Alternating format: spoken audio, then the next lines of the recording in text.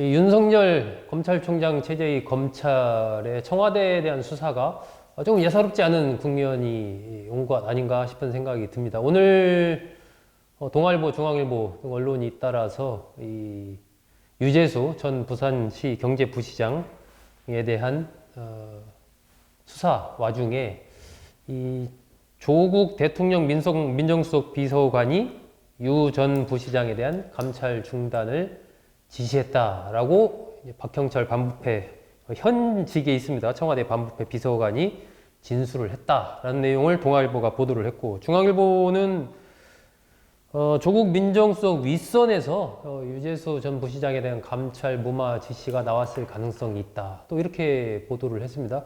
이게 약간 아마 시청자분들께서도 이상하게 생각하실 텐데, 아니 민정수석 윗선이라면 그럼 도대체 어디란 말이냐, 아마 이런 생각을 하실 것 같습니다. 저도 마찬가지인데 이 문제에 한번 이준석 바른미래당 전 최고위원은 어떻게 보고 있는지 얘기 나눠보겠습니다. 이게 유재수 전 부시장에 대한 지금 검찰 수사가 예상보다 좀 상당히 깊숙이 들어가고 있는 것 아닌가 싶은 생각이 듭니다. 저는 많이 늦었다 이런 생각을 우선 하고요. 네. 왜냐면은 과거 이 김태우 수사관이 이 문제를 지적한 게 2월이거든요. 예.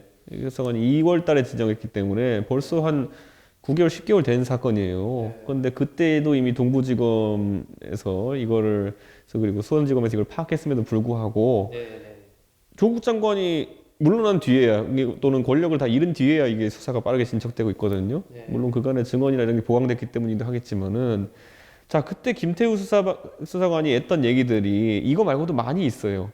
그 어떤 직권 남용이나 아니면은 권력 남용으로 이해될 수 있을 만한 것들이 많았는데, 뭐 환경부 블랙리스트도 그렇고, 이번에 그 유재수 부산 부시장에 대한 어쨌든 감찰 무마 같은 경우에는 김태우 수사관의 말이 거의 한 8할 정도 이상 맞는 걸로 지금 드러나고 있거든요. 뭐 당시 어쨌든 김태우 수사관이 얘기했던 핵심적인 두 가지가 김은경 전 환경부 장관 그 이른바 블랙리스트 의혹 그 건과 이 유재수 전 부시장에 대한 거였죠. 그러니까 저는, 그러니까 지금 이제 보면은 이 상황 속에서 특감 반원들의 진술이라는 것도 김태우 수사관 외에 다른 사람 하나가 이제 또 김도우 의원한테 비슷한 진술을 했다는 거 아니에요. 네. 그러니까 저는 이거는 사실관계를 확인해 보면 결국 많은 사람의 증언이 일치할 가능성이 높다, 이렇게 보고, 당장 박형철 비서관이라 그러면 조국 그 당시 수석 바로 밑인데 거기가 이제 조국 수석을 지목했다는 거는, 조국 수석 입장에서는 이제 조국 장관 입장에서는 위로 올려보내면은 임종석 문재인이요, 뒤집었으면 자기가 구속이요, 내릴 곳은 없다. 예. 상당히 곤혹스러운 입장에 처했다. 그렇죠. 그리고 이제 그 본인이 이제 본인이 선택했다고 하면은 본인은 무능 또는 본인의 부패함을 인정하는 것이나 마찬가지이기 때문에 조국 장관이 하기 힘든 판단일 거다. 그러면 위로 올려보낸다 했을 때 올려보낼 수 있는 곳이 임종석 아니면 문재인, 이게 개선이고요. 아니면은 딴 사람 이름 나오면요, 그 사람이 문재인 정부의 최순실입니다. 그게 우리가 말하는 개선과 비선의 차이거든요. 지휘계통에 있는 사람이 하면 개선이요, 지휘계통에 없는 사람이 하면 이제 그 최순실 씨 같은 역할이거든요. 그러니까 저는 그게 조국 장관의 딜레마다. 저는 후자 나오면 그때는 정권 날아간다 봅니다. 후자 나오면은 뭐 전자 나와도 상당히 파급일 텐데, 그거는 어쨌든 수사하면서 그래도 상당히 이제 뭐 시간이 걸릴 테지만은, 후자 이름 나오는 순간 이거는 바로 이제 국정농단이죠, 이건. 이게 시청자분들께서 좀 의아해 하실 수도 있는데, 왜 유재수라는 인물에 대해서 이렇게 관심이 모아지는가. 먼저 이 간단한 설명이 좀 필요할 것 같아요. 유재수 전 경제부시장은 이 노무현 정부 시절에 청와대 파견 근무를 했습니다. 행정관으로 근무를 하다가 이제 부속실에도 근무를 하면서 노무현 대통령 가까이에서 많은 아이디어도 주고받고, 그 과정에서 이제 자연스럽게 그 당시의 실세들이라든지 측근들과 이제 가까워졌겠죠. 그런 인물인데, 문제는 2017년에 이제 금융위원회에 국장으로 재직을 할 때 어떤 비리에 이제 좀 연루가 된 겁니다. 그래서 이 금융위를 나왔는데 그 이듬해 이제 민주당의 수석 전문위원이 되거든요. 그러니까 어떤 면에서 보면 영전을 한 겁니다. 어떻게 그 문제가 돼서 물러난 사람이 영전을 할 수 있는가?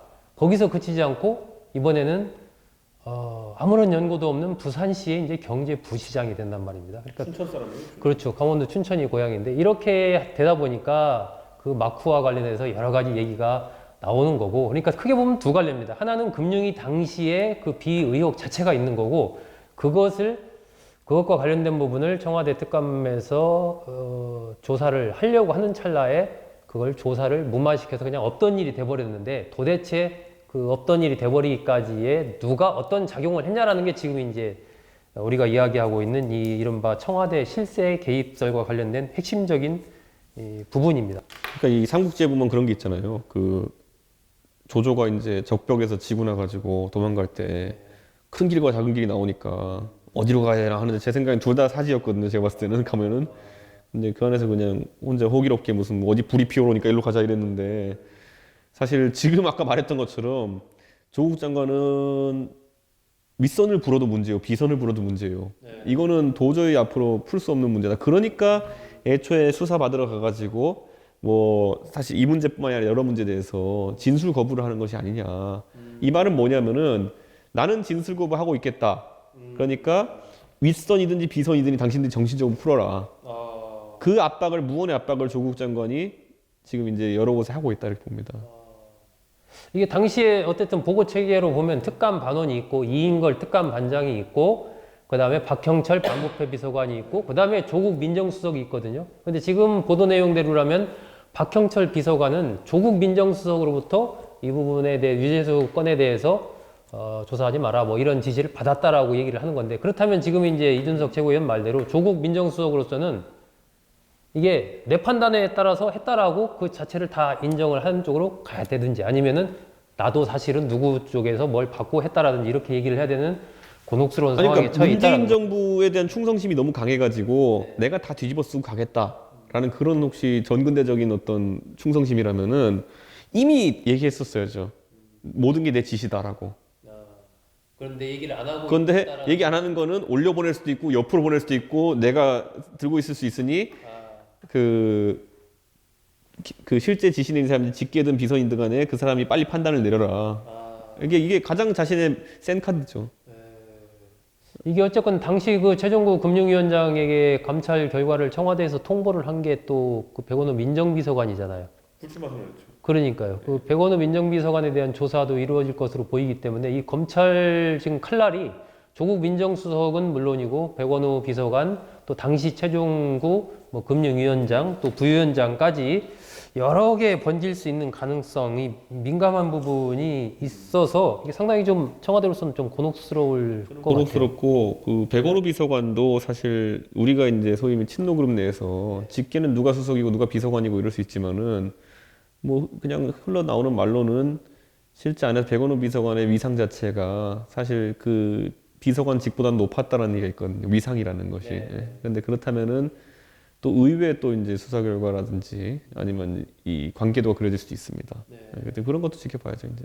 이 어쨌든 윤석열 검찰 체제의 잘 생각해 보시면 박근혜 정부 때도 보면은 그 사실 소위 말하는 문고리 3인방이라 했던 사람들이 직위가 높진 않았거든요. 그렇죠. 그냥 비서관급이었죠. 문고리가 가까웠던 거지. 실제 행사한 권력이 컸던 거죠. 그렇죠. 그리고 뭐 선임 행정관급 이런 급에서도 굉장히 월권을 했던 게 박근혜 정부였기 때문에 그런 문제가 있었는데 문재인 정부도 만만치 않을 수 있다. 이게 이제 하나의 인식이죠. 그러니까 이런 부분들이 일종의 이제 공정의 문제와도 또 연결될 가능성이 있어서 정치적인 파괴력이 좀 있는 것 같습니다. 비위가 있는 사람의 그 비위를 우리와 친하다는 이유로 덮고 더구나 승진까지 계속해서 시켜줬다. 이게 사실이라면 그렇다면은 과연 또 문재인 정부의 공정은 무엇인가? 이런 문제가 또 나올 수밖에 없거든요. 그렇기 때문에 참 청와대로서는 이 문제가 참 곤혹스러운 지금 상황에 처해 있습니다. 이 윤석열 검찰의 칼날이 어디까지 갈지 한번 또 잘 지켜보겠습니다. 이거 보면 조국 민정수석에 대해서는 과거보다는 어쨌든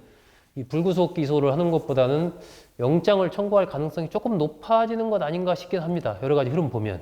본인이 영장 청구 안 받으려면은 위나 옆이나 불어야죠. 내가 한 게 아니다. 나도 누구 지시를 받았다. 그러면 이제 예, 그게 그러니까 근데 내가 했다 그러면은 구속될 확률이 높아지죠, 상당히. 그러니까 밑에서는 지금 내가 했다라고까지 진술이 나왔다고 하니까 그죠? 참 조국 민정수석으로서는 좀 불면의 밤을 보내지 않을까 싶습니다. 예, 이 문제에 대해서 이준석 최고위원과 얘기 나눠봤습니다.